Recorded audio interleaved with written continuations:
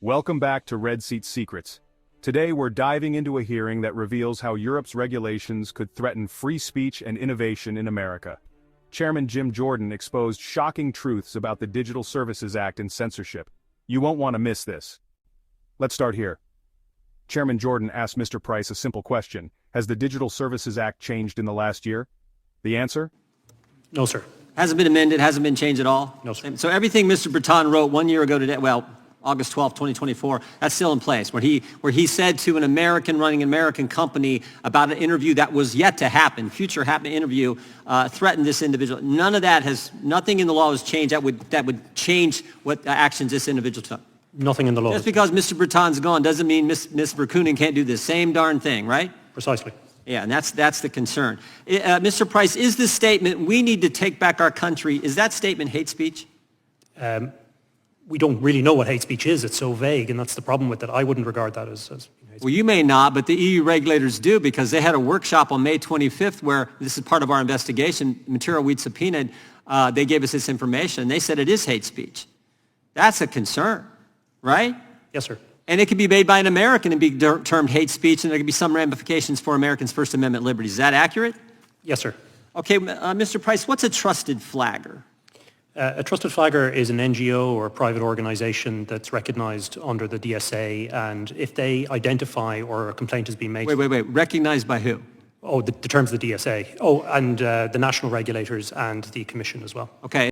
Chairman Jordan exposed trusted flaggers, NGOs or private groups chosen by the government under the DSA. Their job? Flag content they consider illegal, and platforms must prioritize their complaints. If companies don't comply, penalties reach 6% of global revenue, billions for big tech. But it doesn't stop there. Jordan highlighted something disturbing: criminal penalties.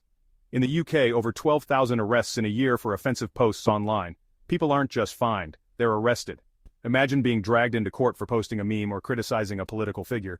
Now, there's a push to criminalize things like Islamophobia, making even jokes about religion a punishable offense. And they do what? So they're recognized by the government. They're approved by the government. Yes, all right? And what do they do? If they identify content that they regard as illegal content, the companies have to give priority to removing that content. Oh, so people that the government approves tell companies what they can allow on their platform and what they can't, right? That's correct, sir. And the same people who approved these folks are the same people who conducted the workshop and said, we need to take back our country as hate speech. Is that fair to say?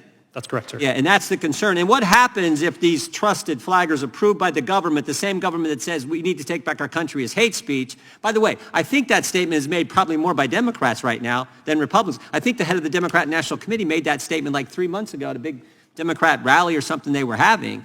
So the same people who say that's hate speech approve the trusted flaggers, who then tell the platforms what they can and can't have on their platform. And if they don't agree with what the trusted flaggers say, there's civil penalties. Is that right?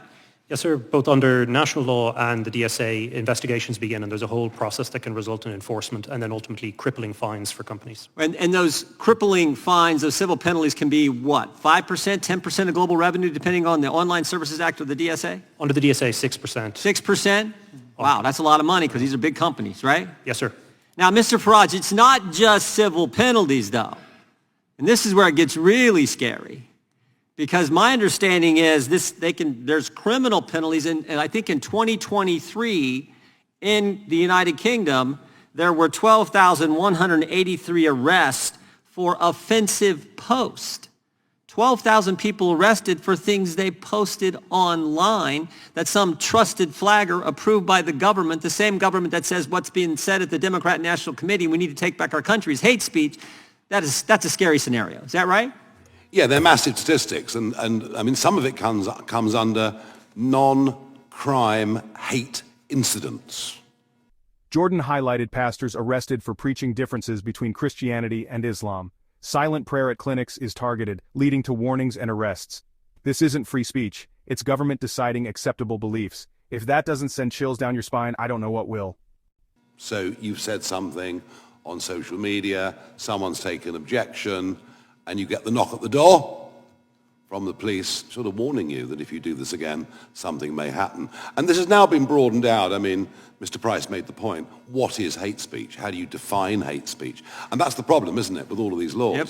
That we finish up in a position where local police forces, etc., have to choose their own interpretations. I think, again, as I said to you earlier, the timing of this hearing today is perfect because the head of the Metropolitan Police, who arrested Graham Linehan at Heathrow Airport, he's thrown the ball back now to the British Home Secretary and the government to say, please tell us, what is this law intended? What are we supposed as the police to do? So I think we're going to have a much more rapid debate about this. But my worry is it may get worse, if I may quickly. Yep. Because the Labour government now are intending to pass a law that has a definition of Islamophobia. They're intending to put that into law. And that effectively will mean that criticism of a religion, mocking of a religion, would become an offence. And that's totally against everything. Well, because we've always given the Pope a hard time. Yeah. We've always given the Archbishop of Canterbury a hard time.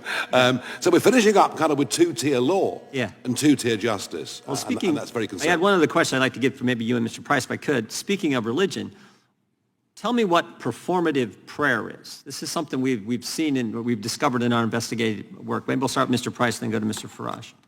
Yes, sir. We have a client at the moment who's been prosecuted or was arrested in Bristol for a Christian pastor preaching about the differences between Christianity and Islam.